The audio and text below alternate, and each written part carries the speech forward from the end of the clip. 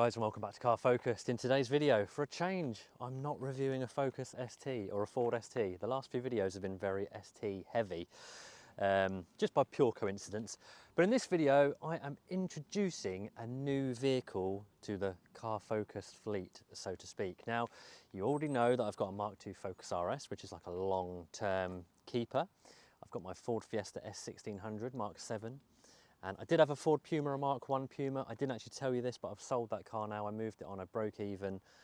I sold it for what I'd kind of put into it, basically. So I didn't lose anything, I didn't gain anything. And we also had a Toyota Corolla Touring Sports XL version, so top spec Toyota Corolla Estate, which was like the family car. And we've sold it. Had it for 3 years, absolutely brilliant car. Didn't skip a single beat over 45,000 miles. Not one thing went wrong with it. It was just boring. It was just boring. Superb car, but just a bit dull. So that brings me on to this video. Basically, we've bought a new car to replace it, and it's here next to me, and I'm going to show you around it in a second. But I've wanted a BMW for a long time now. I had a good friend, and rest in peace to him, unfortunately took his own life about a year and a half ago. But my good friend Tom, he loved BMWs. He took me to my wedding in his 335i, his E92, and he was always banging on about, you need to get a BMW, blah, blah, blah. Anyway, so more recently I've driven BMWs. I've driven M2s, which I love.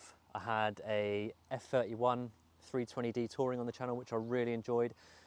And I had an M140i on the channel, which I absolutely loved as well.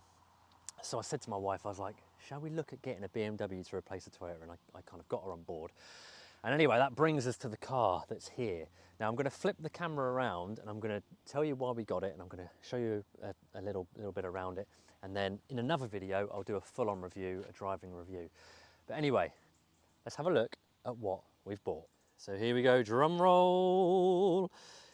It's a G21 M Sport Touring 330i.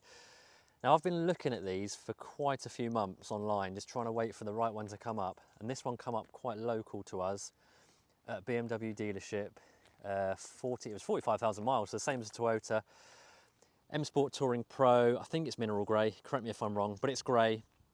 It's got, yeah, the blacked out grille, the bigger M Sport alloy wheels, pan roof, Harman Kardon, just all the gizmos that you need in these cars.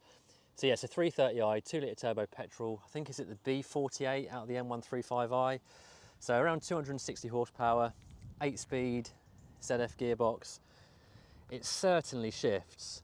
And we went and looked at this car basically, drove it, and just fell in love with it.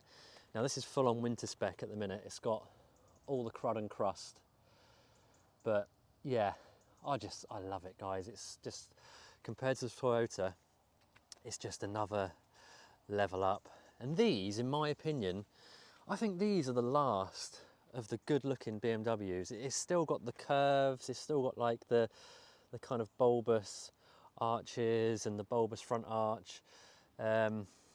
Looks nice and aggressive from the rear. It's not too dissimilar from the F31s, and I think they're lovely as well. But the more modern, like the real recent stuff, I'm just not a fan. I'm just not a fan, like the 2 Series and the 1 Series now. No. But yeah, this, I just love it. So let's have a quick look inside. So like I say, it's got Harman Kardon, pan roof, M Sport Pro Pack. I think it's got the upgraded reverse camera as well. Extra storage as well. So yeah, it's not as clean as I'd like it to be, but yeah, these seats are just, oh, they're lovely. So you basically set up a driver profile with your key, and you can program all the seating position and stuff in there. And if my wife's been driving it, for example, if it detects I'm approaching with my key to unlock it, everything will default back into my position. So I haven't got to mess around with any of the settings or anything like that. Really smart. It's got nice ambient lighting across the doors and inside interior. It just looks so good at night as well. Like I say, 8-speed ZF Auto.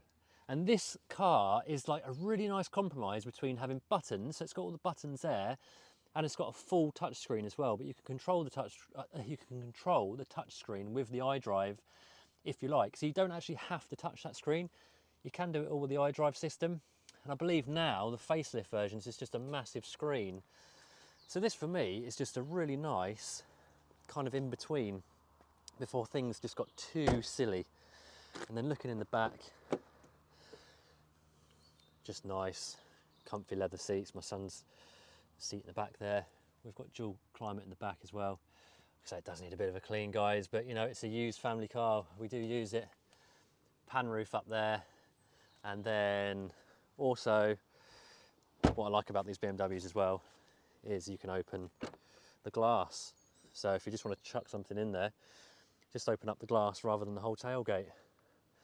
But yeah, so like I say, 22 plate, 45,000 miles on the clock, I think with the third owner now, but it's from BMW. Comes with a year's warranty, which I'll extend at the end of the year. It's got a free service on it. Eagle F1 tyres, run flats all round, with loads of tread. Oh, we've got the M Sport calipers as well. Yeah, and we paid just under 29 for it. I think it was like 28.9 or something like that, which is kind of reasonable for these. But yeah, just nice aggressive looking front end. It's just lovely, guys. I just really do like this car. So there we go, guys. Just a quick tour of our G21 330i M Sport Touring. Yeah, lovely. It should be a really good family car. Like I say, it's pretty quick, but it's not like full-on M340i, so it should be a little bit cheaper to maintain, hopefully. Does like mid-30s in terms of fuel economy, so not horrendous, not the best, but it's just a nice compromise between a base one and an M340i or M340d. So they don't make these 330i's anymore either. So yeah, I'm looking forward to getting some nice long road trips in it. We've only had it for a few weeks, so I haven't done loads in it, but I've used it enough to get a good feel for it. So what I'll do is in the next video, I'll do a proper review of the car. So proper exterior review, jump in, go for a good drive and tell you about exactly how I feel about it after using it for a month or so. But yeah, anyway guys, let me know what you think. As always, that's it from me. Until the next one, take care and I shall see you soon.